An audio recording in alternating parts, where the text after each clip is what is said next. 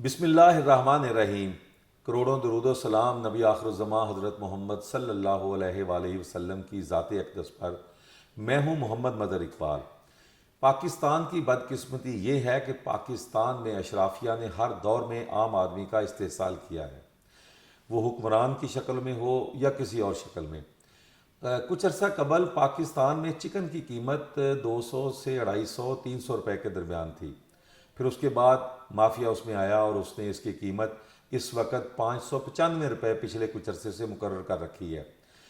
بظاہر تو وہ کہتے ہیں کہ جی طلب اور رسد کا نظام ہے، لیکن ایسا کوئی نظام نہیں ہے۔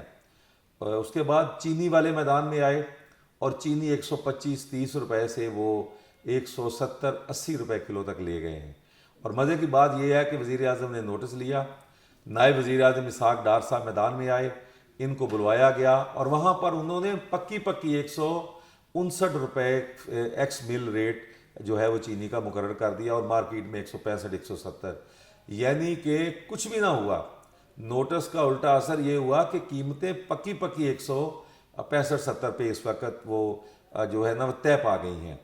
اب مزے کی بات یہ ہے کہ ایک طرف تو حکومت نے یہ قیمتیں مقرر کی ہیں کہ جی اس سے کم پر جو ہے وہ ایکس مل ریٹ نہیں ہوگا، اور چکن کا بھی ریٹ اسی طرح ہے۔ اب جب سب سے بڑی فصل پاکستان کی گندم، اب اس کی باری آئی ہے تو حکومت نے کہہ دیا ہے کہ اب ہم اس کو ڈی ریگولیٹ کر رہے ہیں، ہم اس کی امدادی قیمت مقرر نہیں کریں گے۔ بھئی اس کی وجہ کیا ہے؟ کیونکہ شوگر ملیں اس میں حکمرانوں میں بھی شامل ہیں جن کے پاس کچھ شوگر ملز ہیں، تو چکن میں بھی حکمران کچھ رشتہ دار ہیں یا بااثر لوگ ہیں۔ گندم میں چونکہ عام کاشتکار ہے، کچھ جاگیردار وڈیرے ہیں، لیکن چونکہ عام کاشتکار زیادہ ہے، تھوڑی تھوڑی زمینیں ہیں، انہوں نے اس میں گندم کاشت کی ہے، لیکن اس کا ریٹ اب گورنمنٹ نہیں دے گی۔ یہ خبر کسانوں پر بجلی بن کر گری ہے کہ حکومت نے گزشتہ سال 3900 روپے فی من گندم کے نرخ مقرر کیے تھے، اور کسی بھی جگہ لوگوں کو یہ نرخ نہیں ملے۔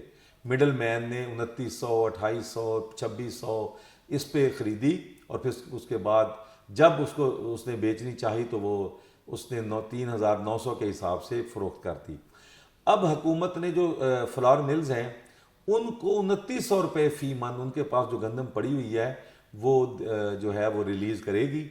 اور یہ خبر اور یہ اقدام حکومت کا، تقریباً جو پنجاب سب سے بڑا صوبہ ہے، پھر سندھ ہے، پھر کے پی کے اور بلوچستان، یہ خبر ان کاشتکاروں پر بجلی بن کر گری ہے جو توقع لگائے بیٹھے تھے کہ گزشتہ سال تو چلے انہیں نرخ نہیں ملا، اس سال حکومت اس کا مداوع کرے گی۔ حکومت چکن کا نرخ مقرر کرتی ہے، حکومت چینی کا نرخ مقرر کرتی ہے، گندم کی باری وہ کہتی ہے کہ نہیں IMF کا پریشر ہے، لہٰذا ہم گندم نہ تو سٹور کریں گے نہ خریدیں گے، اور یہ اب مارکیٹ فورسز اس کو ڈٹرمن کریں گی کہ اس کی قیمت کیا ہونی چاہیے، اور یہ ہم اقدام کر رہے ہیں کہ گندم کے نرخ کم ہوں گے، آٹا سستا ہوگا، روٹی سستی ہوگی۔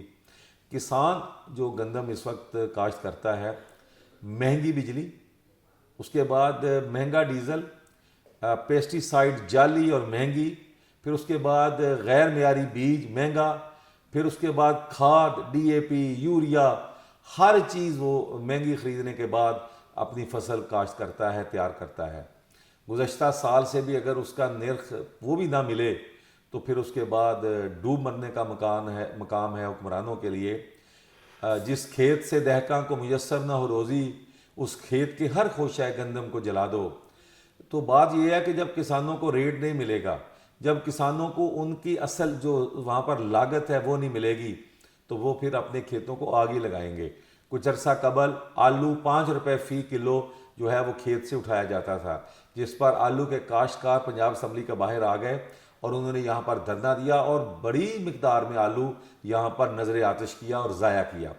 اب کسان اتحاد نے اس وقت ایک وزیر اعظم کو خط لکھا ہے اور 4200 روپے فی من کے حساب سے گندم انہوں نے کہا ہے کہ خریدی جائے، لیکن حکومت نے تو انکار کر دیا ہے کہ وہ سرے سے گندم خریدے گی نہیں۔ مارکیٹ میں جس نے بیچنی ہے بیچے، جس نے لینی ہے لے، ہمارا اس سے کوئی تعلق نہیں ہے۔ یعنی اس وقت مارکیٹ کا مافیا ہے گندم کا، کاشتکاروں کو ان کے رحم و کرم پر چھوڑ دیا گیا ہے۔ تو کیا اس کے بعد آئندہ گندم کاشت ہوگی؟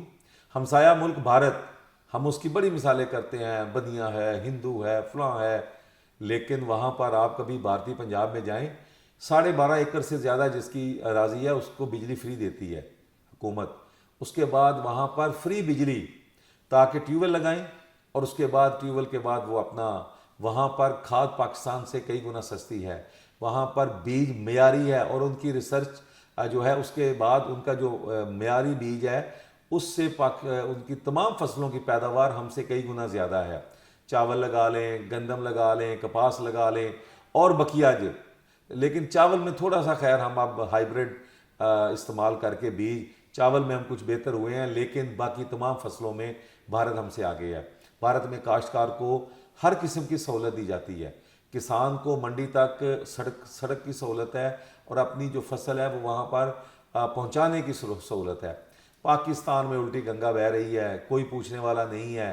ایک طرف تو حکومت کسی چیز کو ریگولیٹ کر رہی ہے تو کسی کو ڈی ریگولیٹ کر رہی ہے، یا تو ہر چیز کو ڈی ریگولیٹ کر دے کہ جی ہمارا کسی سے کوئی تعلق نہیں ہے، جس کا جو جی میں آئے جیسے چاہے چیزیں خریدے بیچے، تاکہ ہر بندے کو پتہ ہو۔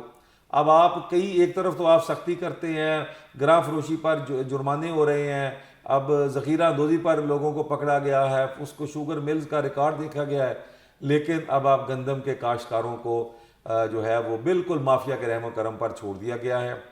اب کسان اتحاد اور دیگر جو کسان تنظیمیں ہیں وہ لاہے عمل بنا رہی ہیں کہ کس طرح دارالحکومت پر چڑھائی کی جائے، وہ صوبائی دارالحکومت ہو یا وفاق۔